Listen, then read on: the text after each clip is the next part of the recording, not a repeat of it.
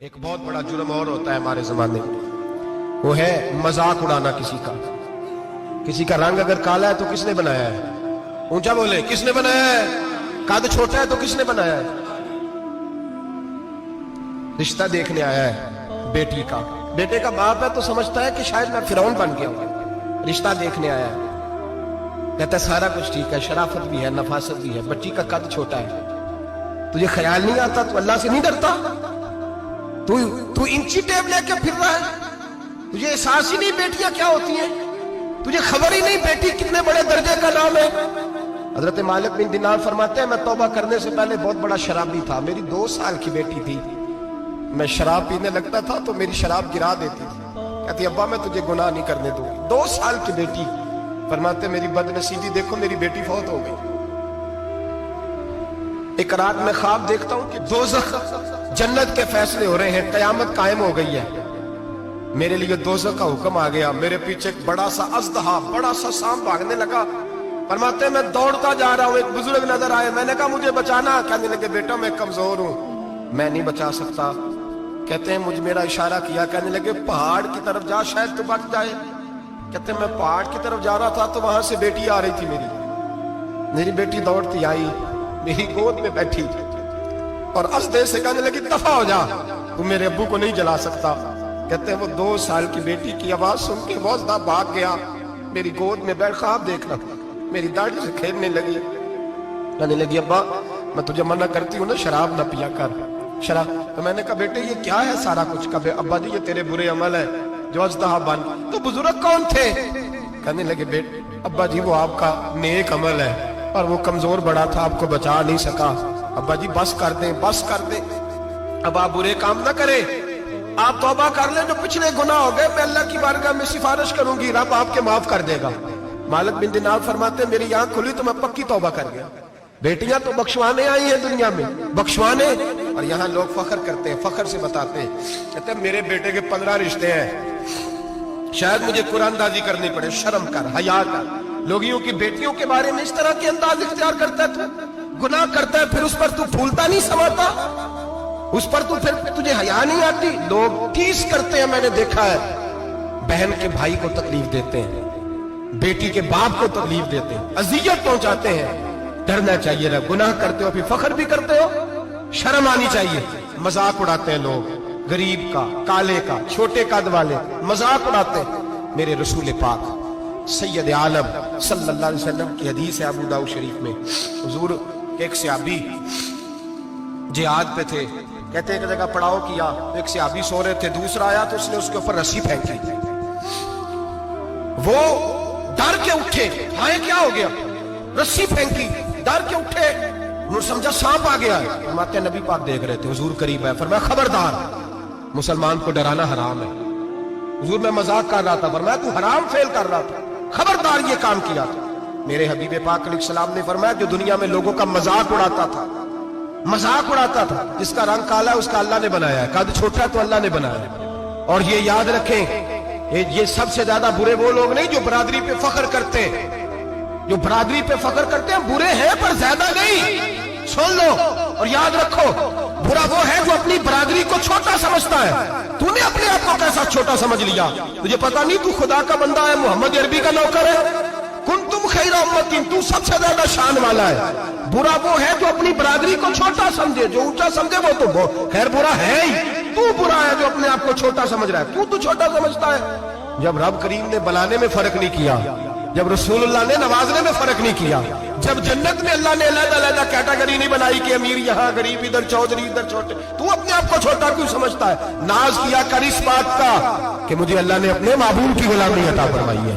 تو زیادہ بڑا مجرم ہے اگر تو اپنے آپ کو چھوٹا جانتا ہے، زیادہ مجرم ہے، احساس کمتری والا زیادہ ظالم ہے، یہ یاد رکھیں اور سمجھیں میری بات کو اور غور کریں۔ مذاق کرتے ہیں لوگ، وہ فلانی برادری کا میرے سامنے بات کرے گا، فلانی برادری، اور پھر تکبر بھی کرتے ہیں۔ میرے نبی پاک علیہ السلام نے فرمایا قیامت کے دن ایک آدمی کے لیے جنت کا دروازہ کھولا جائے گا، وہ دوڑتا ہوا جنت کی طرف جائے گا، جب دروازے کے قریب پہنچے گا تو دروازہ بند کر دیا جائے گا، وہ پھر آئے گا، پھر کہا جائے گا آجا جنت میں، پھر دوڑے گا، پھر جنت کے قریب جائے گا، پھر وہ دروازہ بند ہو جائے گا، پھر مایوس ہو کے آئے گا، پھر کہا جائے گا واپس آ، کھل گیا دروازہ، کئی بار آئے گا, کئی بار جائے گا, روئے گا, تڑپے گا, پریشان ہوگا, فرشتے سے کہے گا یہ میرے ساتھ کیا ہو رہا ہے؟ تو وہ فرشتہ کہے گا وہی ہو رہا ہے جو دنیا میں تو اللہ کے بندوں کے ساتھ کرتا تھا. تو لوگوں کے مذاق اڑاتا تھا.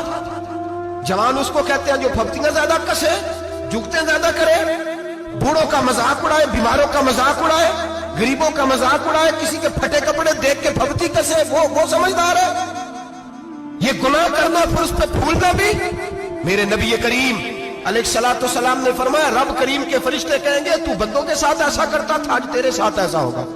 میرے نبی رحمت سید عالم علیہ السلام کے غلام, میرے بھائیوں بہت زیادہ نہیں کرتے لوگ آج مذاق, بڑا ظلم نہیں کرتے, تکلیف نہیں دیتے.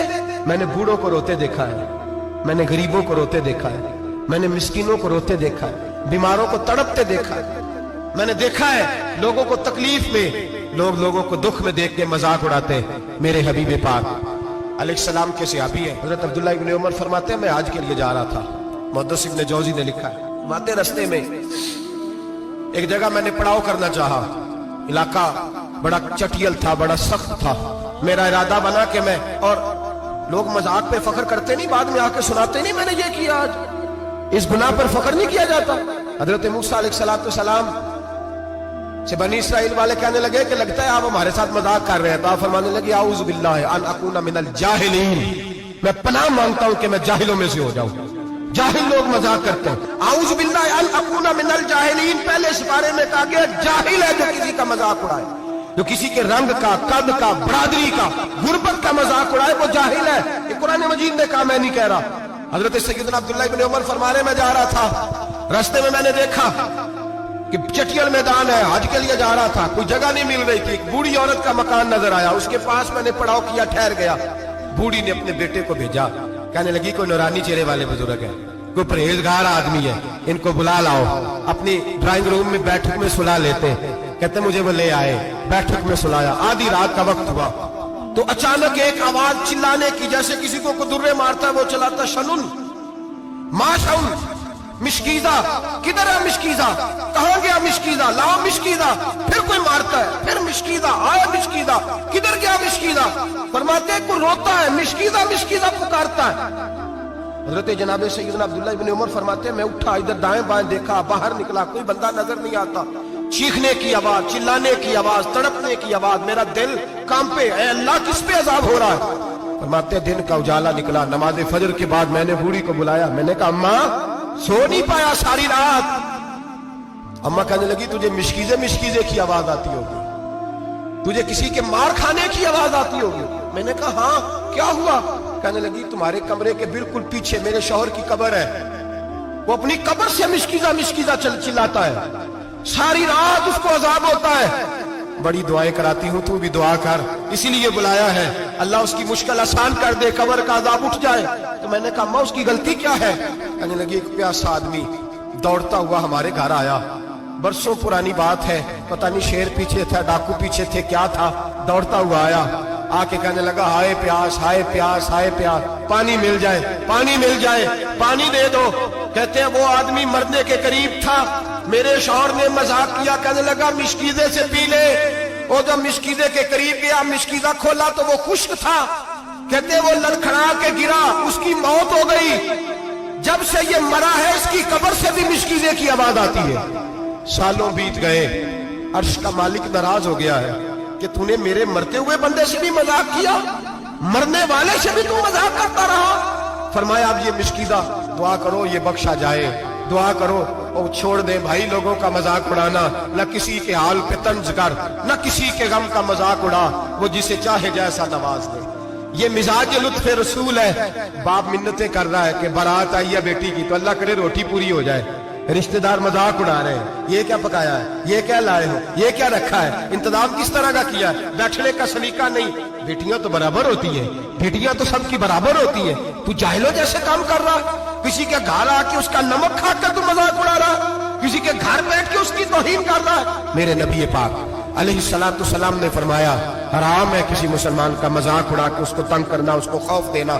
دل لگی تو میرے نبی کی سنت ہے, दिल लगी करना, खुश दिली करना, हंसने वाली बात करना, हंसाना, ये तो नबी पाक का तरीका है। लेकिन किसी की कमजोरी बयान करके उसको तंग करना, ये जहालत है। इस जहालत से मना किया गया। भाई मजाक करते हैं लोग, फिर फख्र के साथ बयान करते हैं, इतना बड़ा गुनाह करके फिर उस पर नाज करते हैं। खुदारा इस जुल्म से बाज आओ, इस गुनाह से बाज आओ।